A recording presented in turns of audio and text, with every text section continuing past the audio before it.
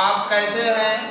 उम्मीद करते हैं आप क्या हैं, स्वस्थ होंगे, मस्त होंगे, अपनी पढ़ाई में व्यस्त होंगे।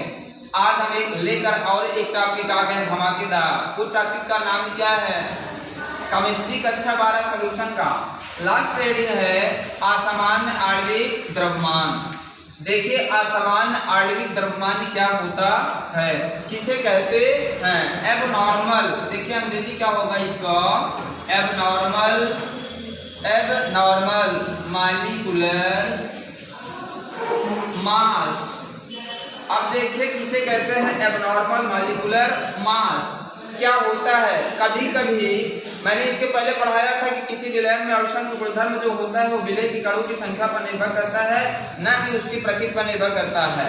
अर्थात इसमें क्या हो जाएगा, कभी कभी अणुसंघ गुणधर्म को आधार पर मापा जाता है, तो उनमें से जब मापा गया तो विलय का अणुभार, किसका?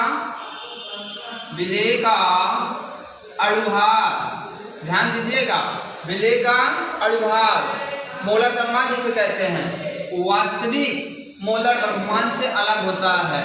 वास्तविक मोलर द्रव्यमान से अधिक होता है। फिर से सुनिए, हमने क्या बताया कि पढ़ रहे हैं असामान्य आणविक द्रव्यमान, ये क्या है? एबनॉर्मल। तो क्या हमने बताया कि अणुसंघ गुणधर्म जो होता है वो विलय के कणों की संख्या पर निर्भर करता है, न कि उसकी प्रकृति पर निर्भर करता है। तो कभी कभी क्या हो जाता है, अणुसंघ गुणधर्म के आधार पर मापा गया विलय का अणुभार, मापा गया विलय का अणुभार और वास्तविक मोलर द्रव्यमान से अलग होता है। इसी को बोलते हैं, इसी अनियमितता को या इसी को बोलते हैं क्या? असामान्य आणविक द्रव्यमान या एबनॉर्मल मास बोलते हैं। अणुभार जो क्रमानुपाती होता है विलय के कणों की संख्या। अब देखिए जो वियोजन में अणुभार वास्तविक से कम होता है, संयोजन में अधिक होता है। अब देखिए जो एबनॉर्मल मॉलिक्यूलर मास होता है उसमें क्या कारण है, क्या है कि उसका जो विलय के कणों का अणुभार है और वास्तविक का मोलर द्रव्यमान डिफरेंट होता है, अनियमित होता है। क्या कारण है? उनके दो कारण होते हैं। एक कारण तो होता है वियोजन का, किसका होता है? वियोजन का। एक होता है संयोजन का, एक होता है संयोजन का। वियोजन मतलब क्या हो जाएगा? टूटना। टूटना मतलब यहाँ देखिए डिसोसिएशन, अलग होना। और संयोजन मतलब होता है जुड़ना, एसोसिएशन। अब देखिए हम थोड़ा सा इसका उदाहरण बताएंगे। क्या है उदाहरण कि क्या होता है वियोजन और क्या होता है संयोजन? हमने देखा लिया है, एक लेते हैं, देखिए क्या लिखते हैं, जो डिसोसिएशन होता है, डिसोसिएशन में जैसे हमने लिया है NaCl, ये क्या है? हमारा आयनिक यौगिक है। जब इसको क्या करते हैं, घोलते हैं, तो ये धनायन और ऋणायन में टूट जाता है। धनायन और ऋणायन, सोडियम आयन और क्लोराइड आयन में टूट गया। यहाँ हमने लिया था इसका 1 मोल, लेकिन यहाँ पर क्या हो गया? डिसोसिएट हो गया, अलग हो गए, टूट गए। तो 1 मोल किसका हो गया? सोडियम का। 1 मोल किसका हो गया? क्लोरीन का हो गया। अब जो टोटल कितना हो गया? 2 मोल हो गया। कितना मोल हो गया? 2 मोल हो गया। तो हमने लिया कितना था? 1 मोल। वो कितना गया? 2 मोल। अब देखिए यहाँ पर क्या हो जाएगा, यही हो जाता है डिसोसिएशन। अब डिसोसिएशन मतलब यहाँ पर टूट गया, अलग हो गया। मैंने सोचा कुछ और था लेकिन हो कुछ और गया। इसी अनियमितता को ही बोलते हैं क्या? बोलो भाई, किसे आप बोलते हैं?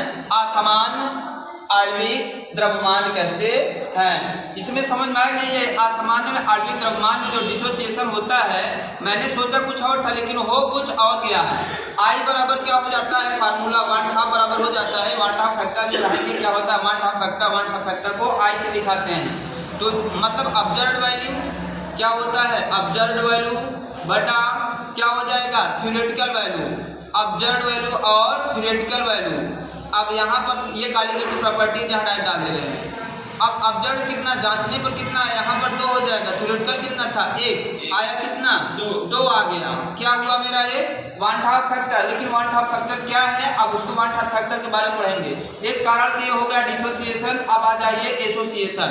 एसोसिएशन मतलब होता है एसोसिएट होना, मतलब जुड़ना। अब देखिए हम क्या लेते हैं, यहाँ पर लेंगे 2 अणु लेकिन हो जाएंगे 1। अब इनके जोड़ेंगे, जैसे हमने लिया यहाँ पर एस्टिक अम्ल CH3COOH, यहाँ पर 2 अणु लिए थे। जब यहाँ पर इसको बेंजीन में घोलते हैं तो कितना हो जाएगा, देखिए बेंजीन में घोलेंगे, ये CH3COOH का होल ट्वाइज हो गया। ये क्या हो गया, होल ट्वाइज। अब यहाँ पर लिए थे हमने कितना 2 मोल, लेकिन यहाँ जुड़ गए, आपस में क्या कर लिए, संयोजन हो गया। जुड़ने के बाद कितना हो गया, 1 मोल हो गया। क्या हो गया, 1 मोल हो जाएगा। जब 1 मोल हो जाता है तो क्या हुआ, 1 मोल एस्टिक अम्ल जो होता है बेंजीन में हाइड्रोजन बंध बनने के कारण होता है। डाइमर जिसे बोलते हैं, हाइड्रोजन बंध बनने के कारण द्वितीया बनता है, जिसे डाइमर के कारण बनता है। ये हुआ हमारा कितना, देखिए सोचा था मैंने कितना होगा 2, लेकिन ऑब्जर्व करने में कितना आया 1। तो I बराबर क्या होता है, ऑब्जर्व कॉलिगेटिव प्रॉपर्टीज कितना आया 1, थ्योरेटिकल कितना था 2, अब आया कितना 1/2 फैक्टर मेरा।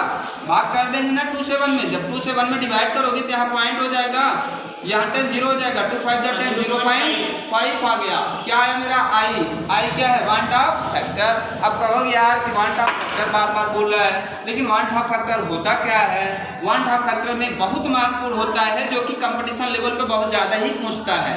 आइए हम देखते हैं 1/2 फैक्टर क्या होता है। चलिए देखते हैं।